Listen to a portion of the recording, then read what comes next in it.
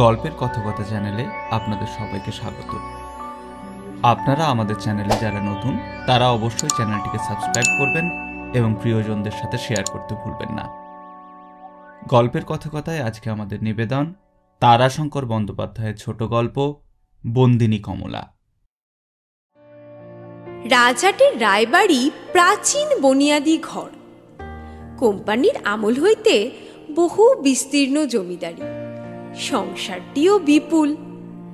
ভাদ্র মাসের দিন রায়বংশের সেজ তরফের বড় মেয়ে বনলতা সিমেন্ট বাঁধানো মেঝের ওপর সুবিপুল দেহখানি এলাইয়া দিয়া নিথর হইয়া পড়িয়াছিল। স্পন্দনের মধ্যে নিঃশ্বাস প্রশ্বাস পড়িতেছে, আর মধ্যে মধ্যে গালে টেপা পান দুই একবার মুখের মধ্যে নাড়িতেছে। ঘড়িতে ঢং ঢং শব্দে 4টা বাজিয়া গেল। বনলতা একবার চোখ মেলিয়া চাহিয়া এদিক ওদিক বেশ করিয়া দেখিয়া শান্ত কণ্ঠে ডাকিল, নলে নলে। নলে নলিনী, সেজ তরফের ঝি। নলিনীর সাড়া পাওয়া গেল না। নিচে রান্নাশালে ঠাকুর চাকরেরা গোলমাল করিতেছে, তাহাদের খাওয়া দাওয়া হইতেছে। রায়বাড়ির অনেক বিশেষত্বের মধ্যে এই একটি বিশেষত্ব। খাওয়া দাওয়া আরম্ভ হয় 1:30টায়, ছেলেরা খায় 1:30টায়, বাবুরা খান 2:30টায়, মেয়েরা 3:30টায় খাওয়া দাওয়া সারিয়া উঠেন। তারপর চাকর বাকরদের পালা 3:45-4টায়। বনলতা আবার ডাকিল, নলে ও নলে।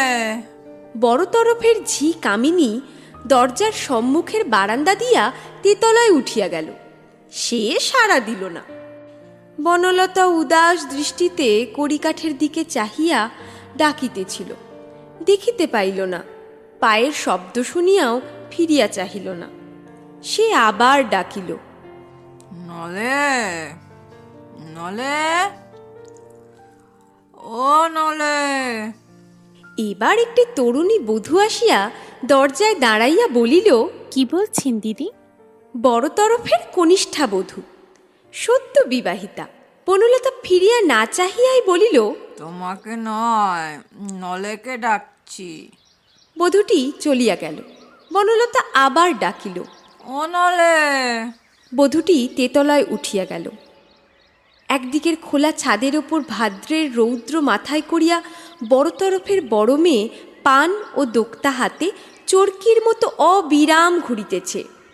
সে পাগল, অমনি করিয়া ঘোরাই তাহার ব্যাধি।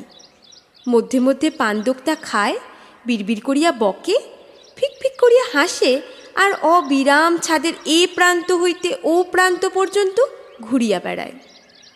তরুণী বউটি এ বাড়িতে সদ্য আগত। পাগলকে দেখিয়া তাহার প্রাণ কেমন হাঁপাইয়া ওঠে, কান্না পায়। ছাদটা অতিক্রম করিয়া তেতলার মহলে যাইতে হইবে। সে থমকিয়া দাঁড়াইল। পাগল এদিক হইতে ওদিক পৌঁছিবা মাত্র দ্রুতপদে ছাদটা অতিক্রম করিয়া গেল।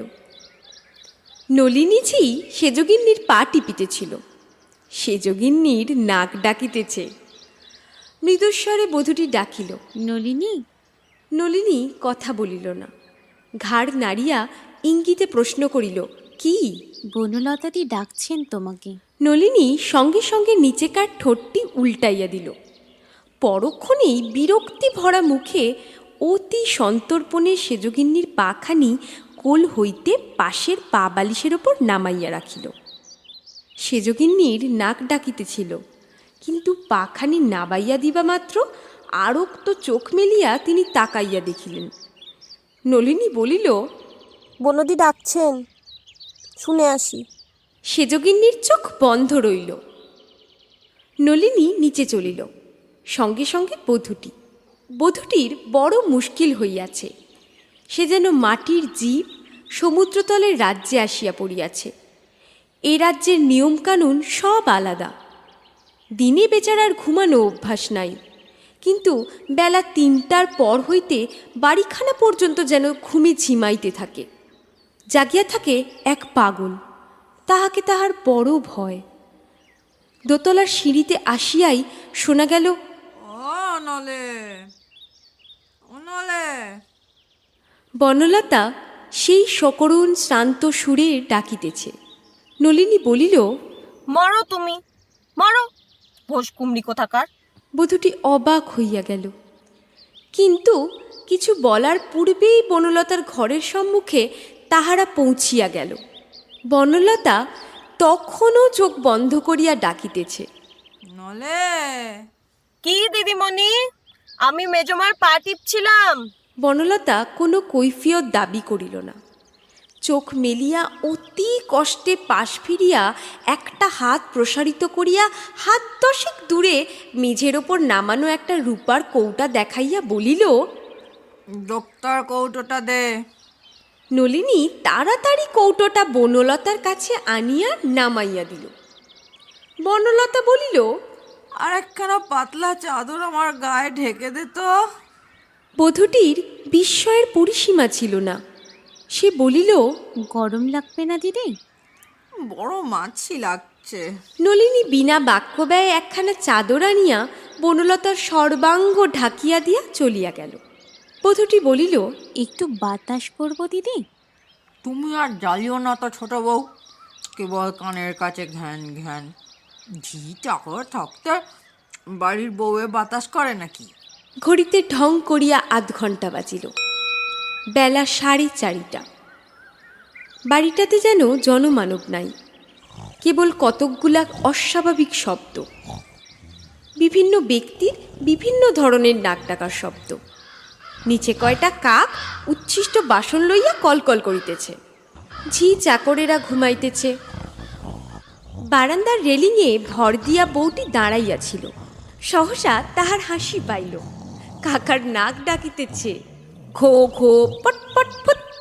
পিছনে ঘরের মধ্যে বনলতা দিদিরও নাক ডাকিতে শুরু হইয়াছে। সহসা রেলিংয়ের ওপর ভর দিয়া দাঁড়াইয়াই বধূটি চোখ বুজিয়া নাক ডাকাইতে চেষ্টা করিতে আরম্ভ করিল। কিন্তু নাকের ভেতর এবং তালুতে জ্বালা করিয়া উঠতেই সে চেষ্টা ছাড়িয়া দিয়া শুষ্ক মনেই জনশূন্য উঠানটির দিকে চাহিয়া দাঁড়াইয়া রহিল। কিছুক্ষণ পর বাড়ির মধ্যে মানুষের সাড়া জাগিয়া উঠিল। কেহ যেন সুর করিয়া মন্ত্র পাঠ করিতেছে। বাড়ির গিন্নি অর্থাৎ বাবুদের মা এতক্ষণে দেব দর্শন করিয়া ফিরিলেন। টোলের পণ্ডিত তাহাকে গীতা শুনাইতেছে। গীতা শুনিয়া ঠাকুমা জল খাইবেন, তারপর তাহার রান্না চড়িবে। ঠাকুমা ততক্ষণ নিজের এস্টেটের দৈনন্দিন হিসাব নিকাশ শুনিবেন। খাইবেন বেলা 6টায়। তারপর আরম্ভ হইবে দিবানিদ্রা। দিবানিদ্রা সারিয়া উঠবেন রাত্রি 10টায়। তারপর আরম্ভ হইবে মহাভারত পাঠ। রাত্রি 12টায় সন্ধ্যাকৃত্য শেষ করিলে পর তাহার রাত্রের খাবার তৈয়ারি হইবে। খাওয়া দাওয়া শেষ করিয়া বাড়ির নাতি নাতনি ছেলে বউ প্রত্যেকের সংবাদ লইবেন। আর বুড়ি ঝি দামিনী তাহার পায়ে তেল দিবে। শুইবেন রাত্রি 2টার পর। বধূটি অকস্মাৎ খুক খুক করিয়া হাসিয়া উঠিল। ঠাকুমার সে কি নাক ডাকা বাবারে! সেদিন শেষ রাত্রে তাহার ঘুম ভাঙিয়া গিয়াছিল। বিকট শব্দে ভয় পাইয়া স্বামীকে জাগাইয়া বলিয়াছিল, ওগো, ও কিসের শব্দ? এক মুহূর্ত শুনিয়াই পাশ ফিরিয়া শুইয়া তাহার স্বামী বলিয়াছিল, ঠাকুমার নাক ডাকছে। ঠাকুমার নাক ডাকিতেছে? তাহার বিশ্বাস হয় নাই। সে আবার বলিতে গিয়াছিল, না, তুমি ভালো করে শোনো। কিন্তু তখন তাহার স্বামীরও আবার নাক ডাকা শুরু হইয়া গিয়াছে। তাহার ভাগ্য ভালো যে স্বামীর নাক ডাকে মৃদু স্বরে। সে সাহসী মেয়ে, ভয় বড় একটা সে পায় না। সে সন্তর্পণে উঠিয়া দরজা খুলিয়া বারান্দায় আসিয়া দাঁড়াইয়াছিল। সর্বনাশ! বাড়িতে যেন নাক ডাকার কোরাস আরম্ভ হইয়া গিয়াছে। ঘো ঘো, খর খর, খুব খর আরও কত রকম। মুখে শব্দ করিয়া তাহার অনুকরণ করা অসম্ভব। সমস্ত ধ্বনিকে ছাপাইয়া ঠাকুমার নাক ডাকিতেছে, ব্যান্ড বাজনার জয় ঢাকের মতো। স্মরণ করিয়া বধূটি আর আত্মসংবরণ করিতে পারিল না, খিলখিল করিয়া হাসিয়া উঠিল। তরুণী কণ্ঠের হাস্যধ্বনি কিছুক্ষণ বাড়িটার খিলানে খিলানে প্রতিধ্বনিত হইয়া ফিরিল। সহসা গম্ভীর স্বরে কে প্রশ্ন করিল, কে? বধূটি লজ্জায় মরিয়া গেল। মেজ খুড়ো শ্বশুরের ঘুম ভাঙিয়া গিয়াছে। সে তাড়াতাড়ি বনলতার ঘরে ঢুকিয়া কপট নিদ্রায় কাঠ হইয়া পড়িয়া রহিল। মেজ শ্বশুরের পায়ের সাড়া বারান্দা ময় ঘুরিয়া বেড়াইতেছে। পদশব্দ তেতলায় উঠিয়া গেল। পাগলি আর্তচিৎকার করিয়া কাঁদিয়া উঠিল। মেজ শ্বশুরের রুষ্ট কণ্ঠস্বর, তুই হাসছিলি? কাকে দেখে হাসছিলি? বল বল। প্রচণ্ড জোরে চর মারার শব্দ। পাগলি বোবা জানোয়ারের মতো চিৎকার করিতেছে। বধূটির একবার ইচ্ছা হইল উঠিয়া গিয়া মেজ শ্বশুরকে বলে, আমি হাসিয়াছি, ও নয়। কিন্তু তাও সে পারিল না। বনলতা যতক্ষণ না উঠিল ততক্ষণ সে কাঠ হইয়া পড়িয়া রহিল। বেলা 5:30টার সময় বাড়িটা আবার জাগিয়া উঠিল। সে জাগিয়া ওঠা যেমন তেমন নয়। কুম্ভকর্ণের নিদ্রাভঙ্গে লঙ্কায় যেমন শোরগোল উঠিত, তেমনি শোরগোল তুলিয়া জাগা। ছোট্ট ছেলেদের চিৎকার, হাসি, কান্না, বধূ কন্যাদের হাসি, ঝি সম্প্রদায়ের বাসন মাজা ও ঝাঁটার শব্দ, কথা কাটাকাটি, গিন্নিদের ঝি চাকরদের আহ্বান। বাড়িটাতে যেন তুফান উঠিয়াছে। বড় বাবুর দুধ নিয়ে আয় মন্দা, ঠাকুরকে বল ছেলেদের জল খাবার নিয়ে যাবে। বড়গিন্নি হাঁকিতেছিল। বধূটি এইবার উঠিল। বনলতা তখন উঠিয়া বসিয়াছে। সে হাসিয়া বলিল, কি হয় ছোট গিন্নি, তুমি যে দিনে ঘুমোও না, আমাকেও হার মানালে হে। আমি ঘুমোইনি। ওই হলো হে হলো, ছিল না কথা হলো গাল, আজ নয় হবে কাল। দিনে শুলে তোমার প্রাণ হাঁপিয়ে ওঠো বলো, আজ শুয়েছ কাল ঘুমোবে। বনলতা গোটা কয়েক পান ও খানিক দোক্তা মুখে পুড়িয়া কথা বন্ধ করিল। বউটি উঠিয়া শাশুড়ির কাছে তেতলায় চলিল। একটি চাকর হন হন করিয়া বারান্দা দিয়া ওদিকের মহলে চলিতেছিল। বনলতা তাহাকে দেখিয়া উৎসুক হইয়া উঠিল। হরে হরে শোন, আমার এখন সময় নাই বাপু। তবু হরিচরণ দাঁড়াইল। মেজ জ্যাঠা সিদ্ধ নিয়ে যাচ্ছিস বুঝি? হ্যাঁ, বাবু এক্ষুনি চেঁচামেচি করবে। কি বলছেন বলুন। আমাকে একটু সিদ্ধি দিয়ে যা, পেটটা বড় খারাপ হয়েছে। এই এতটুকু। মুখ বাঁকাইয়া একটু হাসিয়া হরিচরণ বলিল, কই গেলাস বের করুন। বধূটি যাইতে যাইতেও কথাগুলি শুনিয়া স্তম্ভিত বিস্ময়ে স্তব্ধ হইয়া দাঁড়াইয়া গেল। বনলতা বলিল, খাবে ভাই ছোট বউ? ভারী মজা হয়, যা হাসি পায়, সব ঘোরে সব ঘোরে। ঘৃণায় বৃতৃষ্ণায় বউটির সমস্ত অন্তর ভরিয়া উঠিল। সে দ্রুত পদে উপরে উঠিয়া গেল, যেন পালাইয়া গেল। বনলতা বলিল, মেয়ে আনতে হয় সমান ঘর থেকে, এ বউটা ছোট লোক ঘরের মেয়ে কি না? বাধা দিয়া হরিচরণ হাসিয়া বলিল, যেতে দেন দিন কতক দিদিমণি, তারপর। সিদ্ধি ঢালিয়া দিয়া হাসিতে হাসিতে দ্রুত পদে সে চলিয়া গেল। বনলতা সিদ্ধিটুকু নিঃশেষে পান করিয়া আবার পানদোক্তা মুখে দিয়া উঠিল। নিচে হাঁসের প্যাক প্যাক শব্দে বাড়িটা মুখরিত হইয়া উঠিয়াছে। 50টা রাজহাঁস বাড়ির উঠানে আসিয়া কলরব করিতেছে। উহাদের খাবার দিতে হইবে। হাঁসগুলি বনলতার বাপের সম্পত্তি। বড় জ্যাঠার ছিল ঘোড়া, সে ঘোড়া মরিয়া গিয়াছে। এখন আছে কেবল একটা ময়না, একটা চন্দনা, একটা কাকাতুয়া, গোটা কয়েক কাঠবেড়ালি, 2টা খরগোশ।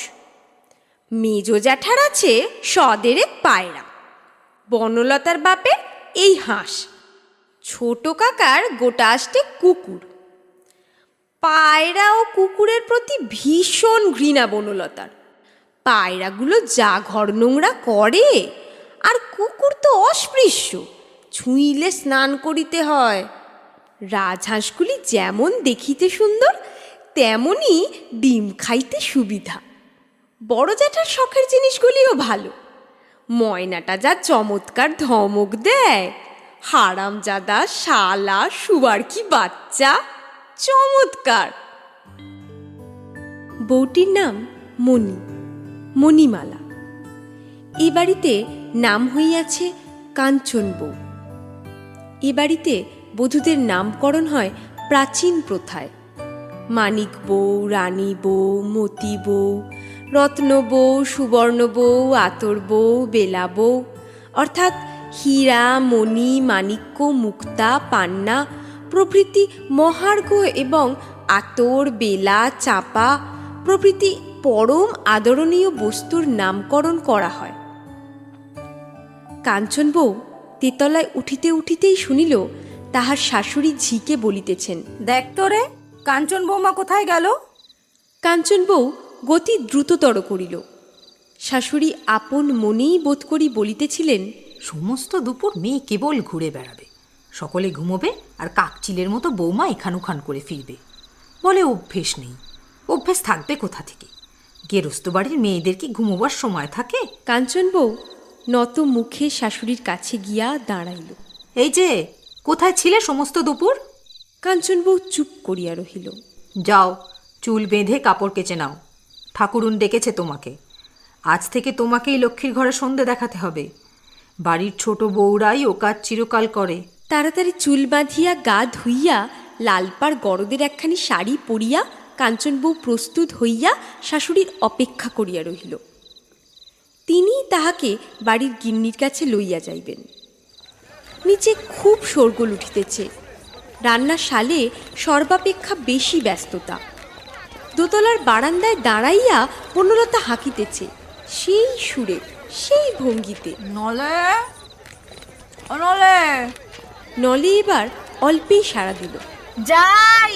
আসতে হবে না। আজ এত রান্নার তাড়া কেন রে? ছোট কর্তা শিকারে যাবেন, তাই। কি শিকার রে? কোথায়? বনশুয়োর এসেছে নদীর ধারে, রেতে আউশ ধান খেতে আসে। বনলতা বাকিটা আর শুনিল না। মরণ, পাখিটা কি হলো মানুষে খায়, শুয়োর মেরে কি হয়? অনর্থক জীব হত্যা। রান্নাশালের পাশে বিস্তৃত সরঞ্জাম পড়িয়াছে। মেজবাবুর কাছে সরকারি সাহেব আসিয়াছে। মেজবাবু এখানকার ইউনিয়ন বোর্ডের প্রেসিডেন্ট, ডিস্ট্রিক্ট বোর্ডের মেম্বার এবং আরও অনেক কিছু। তাছাড়া বড়বাবুর ছেলে কাঞ্চন বউয়ের বড় ভাসুরের থিয়েটার ক্লাবে রিহার্সাল বসিয়াছে।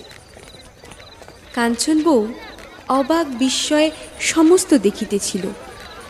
এই প্রকাণ্ড বড় বাড়ির প্রতিটি কোণে যেন তাহার জন্য বিস্ময় লুকাইয়া আছে, রূপকথার মায়াপুরীর মতো। এ বাড়ির লক্ষ্মীর ঘর সকলের চেয়ে বড় বিস্ময়। লক্ষ্মীর ঘরের মধ্যে লক্ষ্মীকে নাকি বন্দিনী করিয়া রাখা হইয়াছে। সে ঘরের দরজা কখনো খোলা হয় না। বন্ধ দুয়ারের সম্মুখে ধূপ প্রদীপ রাখিয়া অর্চনা করা হয়। কাঞ্চন বউয়ের কৌতূহলের আর সীমা ছিল না। মণি বাঙালি গৃহস্থ ঘরের মেয়ে, কিন্তু জীবনের প্রথম হইতেই অভাবনীয় পারিপার্শ্বকতার প্রভাবে স্বচ্ছন্দ সাহসের মধ্যে বাড়িয়া উঠিয়াছে। তার বাপ সংসারী হইয়াও সন্ন্যাসী, স্বামী বিবেকানন্দের আদর্শে অনুপ্রাণিত ঊনবিংশ শতাব্দীর বাঙালি। বড়দাদা রামকৃষ্ণ মিশনের কর্মী, ছোটদাদা গান্ধী সেবক। কাঞ্চন বউ সকলের ছোট।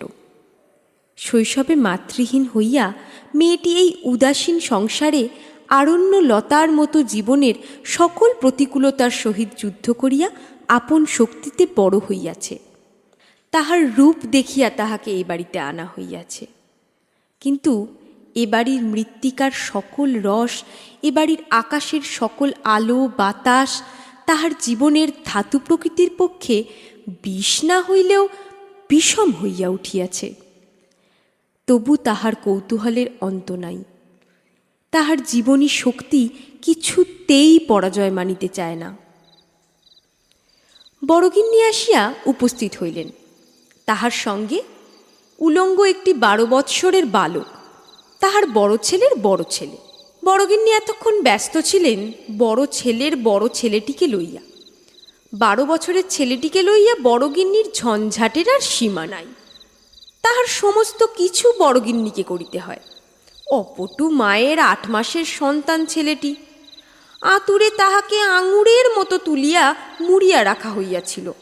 তারপর বহু সযত্ন পরিচর্যায় বড় গিন্নি তাহাকে এত বড় করিয়া তুলিয়াছেন। এখন সে বেশ হৃষ্টপুষ্ট, কিন্তু তবু তো সে 8 মাসের ভূমিষ্ঠ অপরিপুষ্ট ছেলে। সেই জন্যই সকালে বড়গিন্নি বুরুশ দিয়া তাহার দাঁত মাজিয়া দেন, জিভ ছুলিয়া দেন, মুখ কুলকুচার জল তুলিয়া দেন। খাওয়াইয়া তো দেনই, বেচারা এখনো নিজে হাতে তেল পর্যন্ত মাখিতে পারে না, সেও তাহাকে মাখাইয়া স্নান করাইয়া দিতে হয়। তাহারই পরিচর্যায় তিনি এতক্ষণ ব্যস্ত ছিলেন। সন্ধ্যায় একটি কবিরাজি তেল মাখাইবার ব্যবস্থা আছে। সেই তেল মাখাইয়া গা মুছিয়া উলঙ্গ ছেলেটিকে সঙ্গে লইয়া আসিয়া বলিলেন, এসো বৌমা, শ্বশুরকে প্রণাম করে নাও, তারপর চলো। বড় কর্তা সন্ধ্যাকৃত্য করিতেছিলেন। কুলধর্মের রায়েরা তান্ত্রিক, কিন্তু বড়বাবু শিব ভক্ত। ঘরের বাহির হইতেই তাহার কণ্ঠস্বর শোনা যাইতেছিল, শিব শম্ভু, শিব শম্ভু, শঙ্কর শঙ্কর। বেচারা বধূটির সর্বাঙ্গ মোচড় দিয়া উঠিল। তাহার শ্বশুর কি যেন খান, মতটা সে বুঝিতে পারে, কিন্তু ছোট কলকেতে সাজিয়া চাকরটা কি যে তাহাকে দেয়, দুর্গন্ধে বাড়িটা শুদ্ধ ভরিয়া ওঠে। কিন্তু উপায় ছিল না। বড় কর্তা হাসিয়া বলিলেন, কি গো আমার মা লক্ষ্মী? কাঞ্চন বউ প্রণাম করিল। একেবারে নিচের তলায় বাড়ির ঠিক মাঝখানে প্রশস্ত একখানা ঘর, কিন্তু অন্ধকূপের মতো অন্ধকার। একটি দরজা ভিন্ন, আর দরজা নাই, অথবা জানালা নাই। ঘরের মধ্যে ঢুকিয়াই মণি একটা গুমোট গরম অনুভব করিল। নাকে ঢুকিল ভ্যাপসা একটা গন্ধ। হাতের প্রদীপের আলোয় ঘরের গাঢ় অন্ধকার আবছায়ার মতো হইয়া উঠিয়াছে। মনির সর্বাঙ্গ যেন কেমন করিয়া উঠিল, কিন্তু তবুও তাহার কৌতূহলের অন্ত ছিল না। সে দৃষ্টি বিস্ফারিত করিয়া চারিদিক চাহিয়া দেখিল। অন্ধকার ঘরের কোণে কোণে যেন অশরীরীর মতো ছাদে মাথা ঠেকাইয়া দাঁড়াইয়া আছে। চারিদিকের দেওয়াল ঘেঁষিয়া কতকগুলি লোহার সিন্দুক। এই ঘরের ডোরের কাছ থেকে মণি চমকিয়া উঠিল। লাঠির ওপর ভর দিয়া বার্ধক্যে অবনমিত দেহ বৃদ্ধা কর্ত্রী দন্তহীন মুখে জড়িত স্বরে বলিলেন, এই ঘরের ডোরের কাছে পিডিম রাখলো না তো বউ? এই হলো আমাদের লক্ষ্মীর ঘর। মণি দেখিল বিবর্ণ কালো একটি চতুষ্কোণ স্থান। ক্রমে ধীরে ধীরে প্রতীয়মান হইল ওটা একটা দরজা। দরজাটার শিকলের মুখে মরিচা ধরা একটা তালা ঝুলিতেছে। কর্ত্রী বলিলেন, আমার দিদি শাশুড়ি, বুঝেছি ভাই, এই ঘরে মা লক্ষ্মীকে বন্ধ করে রেখে গিয়েছে। এই দরজা যতদিন না খুলবে ততদিন মা লক্ষ্মী এ বাড়িতে বাঁধা থাকবে। আমার বড় শ্বশুর ছিলেন কোম্পানির দেওয়ান, তখন নবাবের আমল। তিনি এদেশের প্রথম জমিদার। কোম্পানির দেওয়ানি করিয়াই তিনি বিস্তীর্ণ জমিদারি করিয়া গিয়াছেন। মণিমালা তাহার নাম শুনিয়াছে। তাহার নাম ছিল গোপীবল্লভ গঙ্গোপাধ্যায়। তিনি প্রথম সরকার হইতে রায় উপাধি পাইয়াছিলেন। তিনি নাকি একেবারে অতি দরিদ্র পিতামাতার সন্তান ছিলেন। দিদি শাশুড়ি বলিলেন, বুঝেছি ভাই, ভাঙা ঘর, রাতে শেয়ালে সে আগর ঠেলে রান্না খেয়ে যেত। বাড়ির চারিদিকে ছিল কুকুর ঠোঙার বন, ঝড় ঝড় করে জল পড়তো। রাতে ঘুমোতে না পেয়ে আমার বড় শ্বশুর কাঁদতেন। বড় শ্বশুরের মা বলছেন, এই কুকুর ঠোঙার বন এই ভাঙা করে ভেঙে অমুক রচবে বৃন্দাবন। তাই তিনি করেছিলেন, কোম্পানির কুটিতে প্রথমে তিনি সর্দার হয়ে ঢুকেছিলেন। গোপী বলল, প্রথমে পাইকিদের সর্দার হয়ে কোম্পানির চাকরিতে প্রবেশ করিয়েছিলেন। তারপরে ক্রমে মুন্সি, তারপরে গোমস্তা, তারপরে নায়েব, তারপরে হয়েছিলেন দেওয়ান। তখন কোম্পানির কাছে চাঁটিরা সব দাদন নিত, কিন্তু দাদন শোধ করবার সময় সব লুকিয়ে বসে থাকত। সে দাদন আর আদায় হতো না।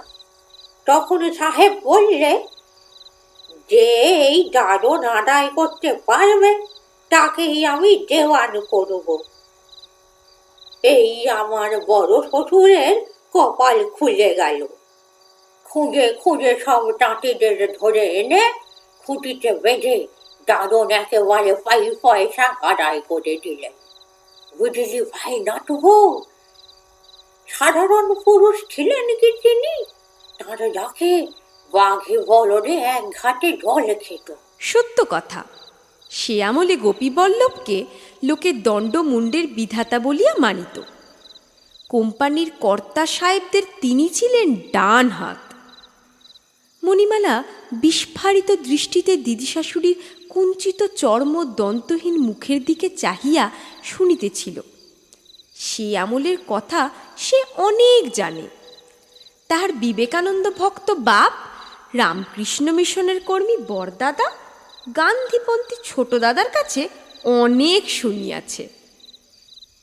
দিদি শাশুড়ি অকস্মাৎ হাসিয়া গড়াইয়া পড়িলেন, বলিলেন, দিদিকে ডান গেল হলে হবে কি ভাই?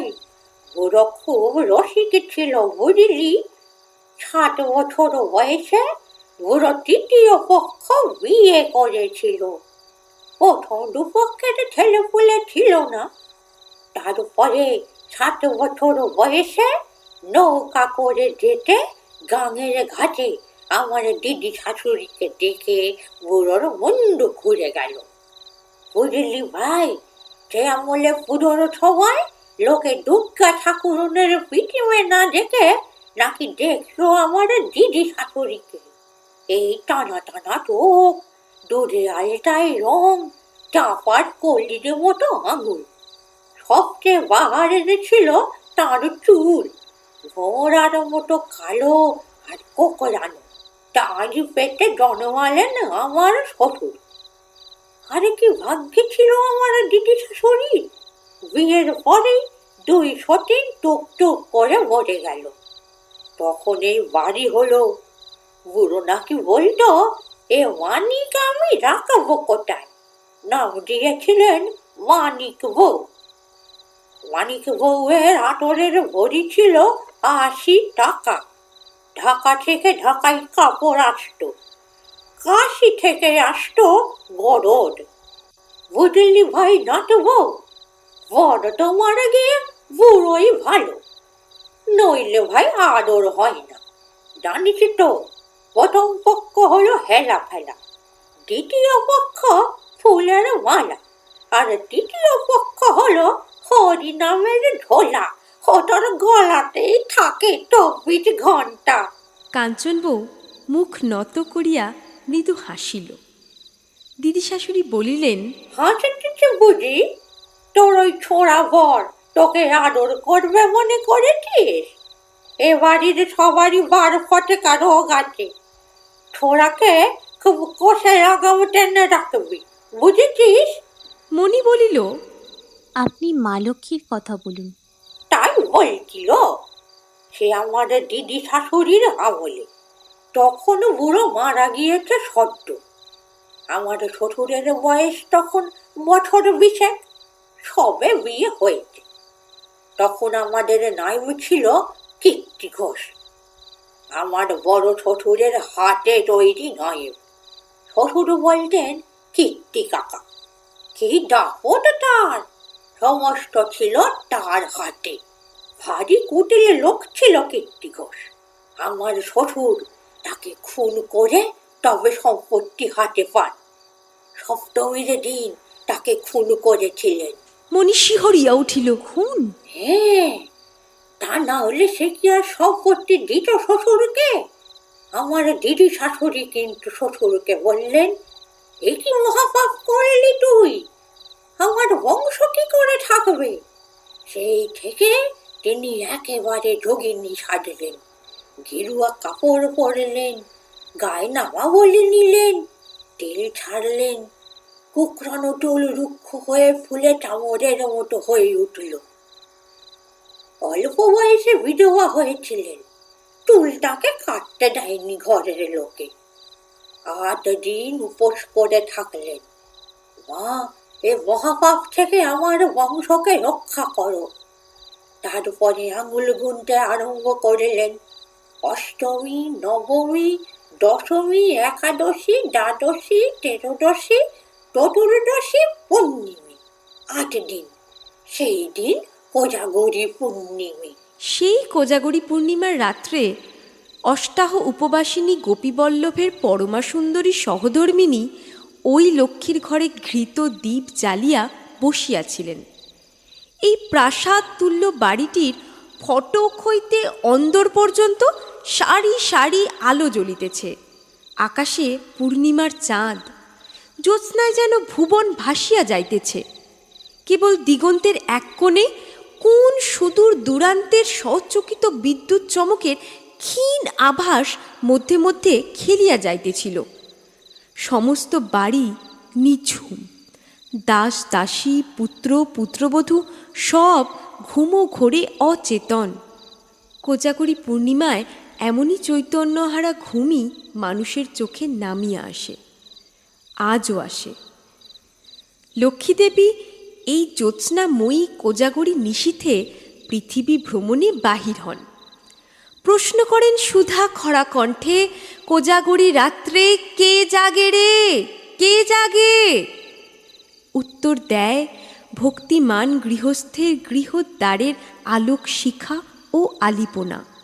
সেই আলোকিত আলিপনা রেখা ধরিয়া তিনি গৃহস্থের গৃহে প্রবেশ করিয়া দেখেন কেহ জাগিয়া আছে কিনা। জাগিয়া থাকিলে পূজা গ্রহণ করিয়া আশীর্বাদ দিয়া আবার বাহির হন। কিন্তু রাত্রি দ্বীপ্রহর পর্যন্ত মা লক্ষ্মী রায়বাড়িতে দেখা দিলেন না।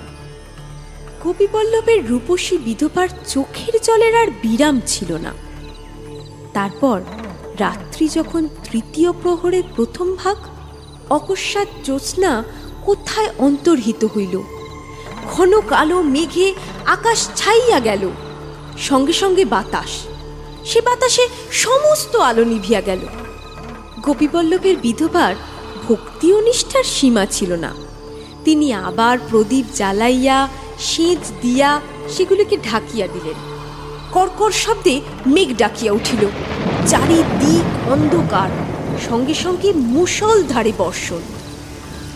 সেই দুর্যোগের মধ্যে পরমা সুন্দরী একটি মেয়ে আসিয়া দুয়ারে দাঁড়াইয়া ডাকিল, কে জেগে রয়েছ গো?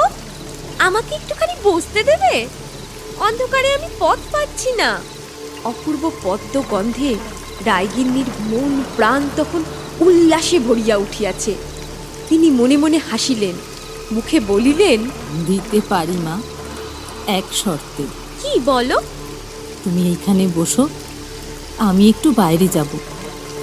যতক্ষণ না ফিরবো আমি, ততক্ষণ কিন্তু তোমাকে থাকতে হবে। বেশ। মেয়েটিকে ঘরে বসাইয়া গোপীবল্লভের বিধবা উঠিলেন। ঘরের দরজা টানিয়া শিকল দিতে দিতে বলিলেন, আমি ঘরের শিকল দিয়ে যাচ্ছি, এসে খুলে দেব। তারপর দিলেন ওই তালা। ছেলেকে ডাকিয়া তুলিয়া সমস্ত বলিয়া ছেলের হাতে চাবি দিলেন। তারপর বলিলেন, ও তালা তোমার বংশে কেউ যেন কখনো না খোলে। মা লক্ষ্মীকে বন্দিনী করে আমি চললাম। কোথায় মা? মা হাসিয়া বলিলেন, কর্তাকে খবর দিতে বাবা। বলিয়া তিনি বাড়ি হইতে বাহির হইয়া গেলেন। ছেলে গেল পিছন পিছন। মা গঙ্গার কূলে গিয়া দাঁড়াইলেন। শরতের মেঘ কাটিয়া তখন আবার চাঁদ উঠিয়াছে। কূলে কূলে ভরা গঙ্গার বুকে লাখে লাখে চাঁদমালা ভাসিয়া চলিয়াছে। পৃথিবী যেন দুধে স্নান করিয়াছে। গোপীবল্লভের বিধবা গঙ্গার জলে ঝাঁপ দিয়া পড়িল। গল্প শেষ করিয়া বর্তমান রায়গিন্নি বলিলেন, সে দাবিও আমার শ্বশুর গঙ্গার জলে ফেলে দিয়েছে। মণিমালা বিচিত্র দৃষ্টিতে ওই তালাটার দিকে চাহিয়া ভাবিতেছিল, অন্ধকূপের মধ্যে মা লক্ষ্মীকে বন্দিনী করিয়া রাখিয়াছে। চোখ ফাটিয়া তাহার জল আসিল। বিগত শতাব্দীর স্বপ্ন কল্পনার কাহিনী। তরুণী কিশোরীটির সমস্ত চেতনাকে মোহগ্রস্ত করিয়া তুলিল। সাধারণ তরুণীর কল্পনায় হয়তো ভাসিয়া উঠিত মণিরত্নময় এক ধনভাণ্ডার, যে মরকত তাহারা চোখে কখনো দেখে নাই। কল্পনায় সে মরকত দিয়া পদ্ম গড়িয়া তাহার ওপর কল্পনা করিত পটের অথবা মাটির লক্ষ্মী দেবীকে, কোলে ঝাঁপি, পায়ের কাছে পেঁচা। কিন্তু মণিমালা এ বাড়ির কাঞ্চন বউ, ভিন্ন ধাতুতে গড়া মেয়ে। তাহার কল্পনায় কেবলই ভাসিয়া উঠিল বদ্ধতার অন্ধকার ঘরের মধ্যে রক্ত মাংসের সুকুমারী একটি মেয়ে ভীতত্রস্ত দৃষ্টিতে নির্নিমেষ চোখ মেলিয়া বসিয়া আছে। চোখ হইতে টপ টপ করিয়া মুক্তোর মতো নিটল অশ্রুবিন্দু ঝরিয়া পড়িতেছে। মধ্যে মধ্যে গভীর দীর্ঘ নিঃশ্বাস ফেলে। গভীর রাত্রে হয়তো গুনগুন করিয়া বিনাইয়া বিনাইয়া কাঁদে। মেয়েটির গোলাপ ফুলের মতো দেহবর্ণ বাসি চাঁপার মতো হইয়া গিয়াছে। কাঞ্চন বউ সিঁড়ি বাহিয়া উপরে উঠিতেছিল স্বপ্নোচ্ছায়ের মতো। পায়ের তলায় সিমেন্টের কঠিন শীতল স্পর্শ তাহার অনুভূতির অগোচর থাকিয়া গেল। সন্ধ্যা অনেকক্ষণ অতিক্রান্ত হইয়া গিয়াছে। রান্নাশালে রান্নার গন্ধ উঠিতেছে, সে গন্ধ তাহার গোচরে আসিল না। তাহার ছোট খুড়ো শাশুড়ির ঘরে গ্রামাফোনে একটি নাচের গান বাজিতেছে। ঝিদের কোলে কয়টি শিশু তারও স্বরে চিৎকার করিতেছে মায়ের কোলের জন্য। বনলতার ঘরে তাসের আসর বসিয়াছে। বনলতা কেবলই হাসিতেছে সিদ্ধির ঘোরে। সেজকর্তা ছাদে পায়চারি করিতেছিলেন। বধূটিকে দেখিয়া দ্রুত পদে তিনি ঘরে ঢুকিয়া গেলেন। ওই তাহার এক বিশেষত্ব, কাহারও সহিত কথা বলেন না, লোক দেখিলেই ঘরে ঢুকিয়া যান। ভোরবেলা হইতেই বাহির হইয়া গোশালায় গরু, ছাগল, ভেড়া ও হাঁসের পাল লইয়া থাকেন। দ্বীপ্রহরে একবার খাইয়া যান, আবার সন্ধ্যায় ফেরেন। তারপর অন্ধকারে ছাদে পায়চারি করেন। লোক দেখিলেই ঘরে ঢোকেন, লোক চলিয়া গেলেই বাহির হইয়া আসেন। বড় কর্তার ঘরে মেজকর্তা উত্তেজিত কণ্ঠে বলিতেছেন, সঙ্গে সঙ্গে শব্দ উঠিতেছে চটপট চটপট। চা করে বড় কর্তার গা হাত টিপিতেছে। মেজকর্তা বলিতেছেন, ব্যাটা শুয়ার কি বাচ্চার আস্পর্ধা দেখো দেখি। 1,500 টাকার দরকার, তাই ডেকে পাঠিয়েছিলাম। শালা বলে কিনা আগের দিনাটা প্রায় 1,05,000 গিয়ে দাঁড়ালো। জানে না ব্যাটা উল্লুক, রায়বাড়িতে লক্ষ্মী বাঁধা আছেন। মৃদু স্বরে বড়বাবু বলিলেন, চাপরাশি দিয়ে বেটার কান মলিয়ে দিলে না কেন? দেওয়া উচিত ছিল তাই, কিন্তু কালই আমার টাকার দরকার। সার্কেল অফিসার এসে বসে আছেন চাঁদার জন্য। বলেছি কালই দেবো টাকা। রুদ্ধদ্বার ঘরের বাহিরে যেমন বায়ুপ্রবাহ বহিয়া যায়, তেমনি করিয়াই সমস্ত বহিয়া গেল মণিমালার মনের বহির্লোকে। সে ধীরে ধীরে আসিয়া আপনার ঘরে বসিল। বনলতার ছোট বোন, বছর 10-এর মেয়েটি, নাম স্নেহলতা। সে আসিয়া কাঞ্চন বউয়ের পাশে বসিল। কাঞ্চন বউ তাহার দিকে চাহিয়া মৃদু হাসিল। মেয়েটি বলিল, আপনাকে আমার খুব ভালো লাগে। কাঞ্চন বউ সস্নেহে তাহার গাল টিপিয়া দিল। সে বলিল, আমাকে একটা পয়সা দেবেন? পয়সা? পয়সা নিয়ে কি করবি? মেয়েটি চুপ করিয়া রহিল। কাঞ্চন বউ বাক্স খুলিয়া একটি আনা তাহার হাতে দিল। মেয়েটির চোখ দুটি উজ্জ্বল হইয়া উঠিল। সে চুপি চুপি এবার বলিল, জানেন, আমার বাবার পয়সা করি কিছু নেই। ওই যে মেজো জ্যাঠা গাদা মিনসে সব ফাঁকি দিয়ে নিচ্ছে, কাউকে কিচ্ছু দেয় না। মণিমালা অবাক হইয়া গেল। এমন কথা? এসব কথা বলিতে নাই। বলিতেও সে ভুলিয়া গেল। মেয়েটি আবার বলিল, বাবা আমার মুখ্য, গাঁজা খায়, গুলি খায়, তাই জন্য মাথা খারাপ হয়ে গিয়েছে। লোক দেখলে ছুটে গিয়ে ঘরে ঢোকে। মেজো জ্যাঠা মদ খায় কি না, তাই ওকে খুব ভয় করে বাবা। বাবা যে গুলিখোর। বলিয়াই সে হাসিয়া চোখ বড় বড় করিয়া বলিল, জানেন, মাছি ধরে বাবা কানের মধ্যে পড়ে বন বন শব্দ করে, তাই। বাহিরে কাহার পায়ের শব্দ উঠিতেই মেয়েটি শশব্যস্ত হইয়া কথা শেষ না করিয়াই নিমেষের মধ্যে বাহির হইয়া চলিয়া গেল। পরক্ষণেই বড়গিন্নির ঝি কামিনী উকি মারিয়া বলিল, স্নেহ এসেছিল বুঝি বৌদিদি? কাঞ্চন বউয়ের কথা সরিল না। ঘাড় নাড়িয়া জানাইল, হ্যাঁ। ঝি বলিল, দেখো দেখি সব ভালো করে, কিছু চুরি করে নিয়ে গেল কিনা। মেয়েটা চোর, খবরদার ওকে ঘরে ঢুকতে দিও না। কাঞ্চন বউয়ের এবার মনে হইল সে ডাক ছাড়িয়া কাঁদে। ঝিটা চলিয়া যাইতেই সে বিছানার ওপর লুটাইয়া পড়িল। বাহির দিকের জানালা দিয়া রিহার্সালের বক্তৃতার শব্দ ভাসিয়া আসিতেছে। ক্রমশ বাড়ির শব্দ কোলাহল স্তিমিত হইয়া আসিতেছে। উপরে ঘরে ঘরে মৃদু নাসিকা গর্জন আরম্ভ হইয়া গিয়াছে। শোনা যাইতেছে কেবল ঠাকুর চাকর ও ঝিদের কথা কলহ। কাঞ্চন বউয়ের স্বামী বসিয়া সিগারেট টানিতেছিল। কাঞ্চন বউ স্তব্ধ হইয়া বসিয়াছিল। সে ভাবিতেছিল, রাত্রে সে ঘুমাইবে না, জাগিয়া বসিয়া থাকিবে। মৃদু কান্নার শব্দ অথবা কঙ্কন ঝঙ্কার শোনা যায় কিনা সে শুনিবে। তাহার স্বামী বলিল, কলকাতায় যাচ্ছি, কিছু বরাত থাকে তো বলো। চকিত হইয়া মণি বলিল, কলকাতা? হ্যাঁ, ষোড়শী প্লে দেখতে যাচ্ছি। আমাদের ষোড়শী হচ্ছে কিনা এবার? মণি চুপ করিয়া রহিল। হাসিতে হাসিতে স্বামী কহিল, আর একটা মতলব আছে, আগে কাউকে বলছি না, সেটা একবারে সব তাক লাগিয়ে দেব। মণি এবারও কিছু বলিল না, শুধু হাসিল মৃদু ম্লান হাসি। বারবার ঘাড় নাড়িয়া স্বামী বলিল, অবাক হয়ে যাবে সব। কাউকে বলো না যেন। মোটর কিনবো একখানা, দাদা সব মতলব ঠিক করে ফেলেছে। Deluxe saloon body, Ford. সহসা মণি চমকিয়া উঠিল। চাপা কান্নার শব্দ। কে কাঁদে? সে তাড়াতাড়ি স্বামীকে প্রশ্ন করিল, কে কাঁদছে? কান পাতিয়া শুনিয়া স্বামী বলিল, বার করে বললাম দাদাকে, এত টেনো না, নেশার করে বৌদিকে ধরে ঠেঙাচ্ছে। নাও নাও, শোবে এসো। স্বামী বিছানায় ধপাস করিয়া বসিয়া শরীর এলাইয়া দিল।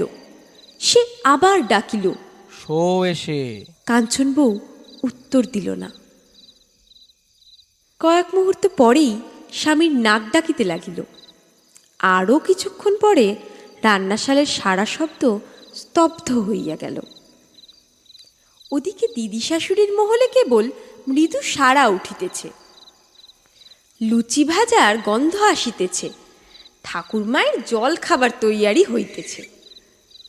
পাশের আমবাগানে পেঁচা ডাকিয়া উঠিল। রাত্রি দ্বিতীয় প্রহর শেষ হইয়া গেল বোধ হয়। টক টক শব্দে ওটা বোধহয় তক্ষক ডাকিতেছে। মৃত্যু যন্ত্রণায় একটা ব্যাঙ কাতরাইতেছে। অজগরে উহাকে গ্রাস করিতেছে।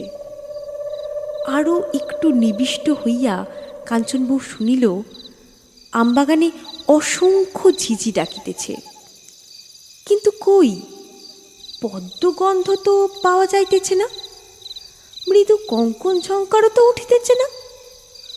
সন্তর্পিত কোমল চরণাপাতে কি নূপুর ধ্বনি কিংবা কান্না কি দীর্ঘ নিঃশ্বাস কিছুই তো শোনা যায় না। সন্তর্পণে সে বাহিরে বারান্দায় আসিয়া দাঁড়াইল। বাড়িখানা সুষুপ্ত, দিদি শাশুড়ির মহলেও আর সারা শব্দ উঠিতেছে না। কেবল সমবেত নাসিকা গর্জনের ধ্বনিতে বাড়িখানা মুখরিত। ঠাকুমার নাক ডাকিতেছে সেই অদ্ভুত বিকট শব্দে। আজ কিন্তু কাঞ্চনের হাসি আসিল না। ঢং ঢং ঢং করিয়া ঘড়িতে 3টা বাজিয়া গেল। আবার পেঁচারা ডাকিয়া উঠিল। দূরে মাঠে ডাকিয়া উঠিল শেয়াল।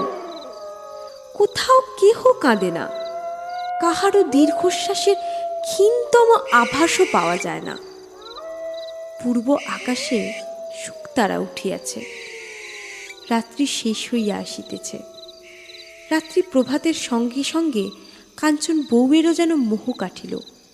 সে অনুভব করিল দেহ তাহার ভার হইয়া পড়িয়াছে, চোখের পাতা বন্ধ হইয়া আসিতেছে। সমস্ত বাড়িখানা এখনো সুষুপ্ত। সে ঘরের ভিতর গিয়া বিছানায় শুইল এবং কিছুক্ষণের মধ্যেই গাঢ় ঘুমে অসাড় হইয়া গেল। সন্ধ্যার সঙ্গে সঙ্গে আবার মনে মোহ জাগিয়া ওঠে। অন্ধকার ঘরের মধ্যে দাঁড়াইয়া বন্ধ দুয়ারের দিকে অদ্ভুত দৃষ্টিতে চাহিয়া থাকে। প্রদীপ ও ধূপদানি নামাইয়া দিয়া নত জানু হইয়া সে একাগ্র উৎকর্ণ হইয়া অপেক্ষা করে। ঘরের মধ্যে মাথার উপর চামচিকা উড়িয়া বেড়ায়। বন্ধ ঘরের গুমোটে দরদর করিয়া ঘাম পড়ে। কিছুক্ষণ পর নিজেই সে একটা দীর্ঘ নিঃশ্বাস ফেলে। তারপর প্রণাম করিয়া উঠিয়া আসে। একদিন সে তালাটার দিকে চাহিয়া দেখে মরিচা ধরা তামাটে রঙের তালাটা জাম ধরিয়া একটা অখণ্ড বস্তুতে পরিণত হইয়াছে। সাহস করিয়া সে একদিন তালাটা নাড়িয়া দেখিল। সচেতন বুদ্ধি সত্ত্বেও তালাটার শীতল স্পর্শে সে চমকিয়া উঠিল। পর মুহূর্তেই ছাড়িয়া দিয়া ঘর হইতে বাহির হইয়া দরজা বন্ধ করিয়া দিল। ঘামে তালাটার সর্বাঙ্গ ভিজিয়া উঠিয়াছে। দ্রুত পদে সে ওপরে উঠিয়া গেল। রান্নাশালে আজ ছোট শ্বশুরের হাঁক ডাক শোনা যাইতেছে। তিনি আজ রাশিকৃত পাখি শিকার করিয়াছেন। সেই পাখি রান্নার জন্য তিনি মশলা বাটাইতেছেন। রান্না হইবে বাহির কাছারি বাড়িতে। বাড়ির মধ্যে বৃথা মাংস প্রবেশ করিতে পায় না। বনলতার ঘরে তাসের আড্ডা বসিয়াছে। আজ কিন্তু আড্ডাটি নিঃশব্দ। নিঃশব্দে সকলে খেলিয়া চলিয়াছে। সমস্ত দোতলাটাই আজ কেমন শব্দহীন গতিতে চলিয়াছে, নিঃশব্দ। সেজকর্তা দ্রুত পদে ছাদ হইতে ঘরে গিয়া ঢুকিলেন। বড়কর্তার ঘরে মেজকর্তার কি আলোচনা হইতেছে। বৃদ্ধা রায়কর্ত্রী পর্যন্ত আসিয়াছেন। মহাজন নালিশ করিয়াছে। দাবি হইয়াছে প্রায় 6 লক্ষ। সেই লইয়াই আলোচনা হইতেছে। মেজকর্তা সাহেব সুবাদের সঙ্গে মেলামেশা করেন। তিনি বলিতেছেন, লক্ষ্মীর ঘর খুলিয়া দেখা যাক, এ যুগে লক্ষ্মী বন্দিনী। এ প্রবাদ রূপকথা ছাড়া আর কিছুই নয়। তাহার বিশ্বাস পূর্বপুরুষ গোপীবল্লভের পত্নী ওই ঘরে মহামূল্যবান গুপ্তধন লুকাইয়া রাখিয়া গিয়াছেন। বড়কর্তা বলিলেন, না। ইস্পাতের মতো কঠিন অনমনীয় তাহার কণ্ঠস্বর। বৃদ্ধা কর্ত্রী বলিলে, আমি আত্মহত্যা করব তাহলে, এই তোকে বলে রাখলাম। কিন্তু পরদিন সন্ধ্যা দিতে গিয়া তাহার চোখে জল আসিল। নত জানু হইয়া চোখ বন্ধ করিয়া করো জোরে সে প্রার্থনা করিল। মা, মা লক্ষ্মী, দয়া করো মা, তুমি রায়বংশকে রক্ষা করো। যে বাড়িতে তুমি অচলা হয়ে রয়েছ সেখানে ঋণের কষ্ট কেন? আবার তাহার চোখে জল আসিল। উঠিয়া প্রদীপটি তুলিয়া বদ্ধ দুয়ারের দিকে চাহিয়া একটা দীর্ঘ নিঃশ্বাস ফেলিল। কালো দরজাটা পাথরের মতো অনড়, অচল। সহসা দরজার তালাটার দিকে চাহিয়া সে শিহরিয়া উঠিল।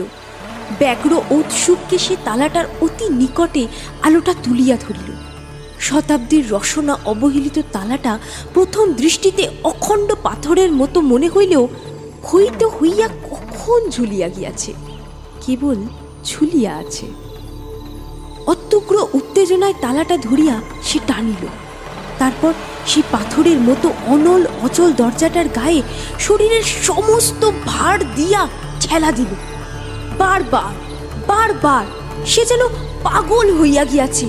সঙ্গের ঝিটা সব ভয়ে ছুটিয়া গিয়া সংবাদ দিয়াছিল। সমস্ত রায়বাড়ি ভাঙিয়া আসিল। সর্বাগ্রে মেজকর্তা। দুয়ার খুলিয়া গেল। শতাব্দীরও ঊর্ধ্বকালের বদ্ধ বায়ু, তাহার স্পর্শ গন্ধ তীব্র, উগ্র, অসহনীয়। মেজকর্তা দুয়ারে দাঁড়াইয়া লণ্ঠন উঁচু করিয়া ধরিয়া দেখিলেন ছোট একখানি ঘর, চোর কুঠুরির মতো, শূন্য, কোথাও কিচ্ছু না। কিন্তু মেঝের ওপর ওটা কি পড়িয়া? বিস্ফারিত দৃষ্টিতে কাঞ্চনবউ দেখিল একটা নরকঙ্কাল, আর ওটা ধূসর বিবর্ণ। ধীরে ধীরে ঘরখানার তীব্র অসহনীয় গন্ধ স্পর্শ স্বাভাবিক হইয়া আসিতেছিল। মেজকর্তা একবার অগ্রসর হইয়া ধূসর বস্তুটিকে হাতে করিয়া তুলিলেন। তিনি দেখিলেন, কাঞ্চনবউ দেখিল, সকলেই দেখিল এক রাশ চুল। বিবর্ণ হইয়া গেছে, কিন্তু তবু অনুমান করা যায় সে চুল এককালে ভ্রমরের ন্যায় কালো এবং কুঞ্চিত ছিল। মেঝের ওপর আরও পড়িয়াছিল একখানা বিবর্ণ জীর্ণ কাপড় কি চাদর, পাড়ের চিহ্ন দেখা যায় না, আর একখানা নামাবলী। অকস্মাৎ কাঞ্চন বউয়ের চোখ দিয়া দরদর ধারে জল ঝরিতে আরম্ভ করিল।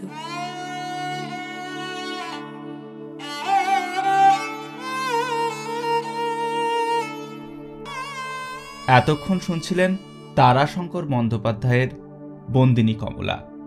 গল্পের কথক ও মা লক্ষ্মীর ভূমিকায় সুপর্ণা, মণিমালার চরিত্রে শর্মিষ্ঠা, নলিনী ও কামিনীর চরিত্রে ঐশ্বর্য, বড়গিন্নি এলজা, বড় কর্তা হরিচরণ ও অন্যান্য চরিত্রে আমি অনিমেষ, ঠাকুমা বনলতা, শাশুড়ি ও রায়গিন্নির ভূমিকায় অমৃতা, স্নেহলতা শ্রেয়া, মেজকর্তা সাগ্নিক, প্রচ্ছদ উর্মি, ছোট ছেলে আবহ ও সম্পাদনা অনুপম।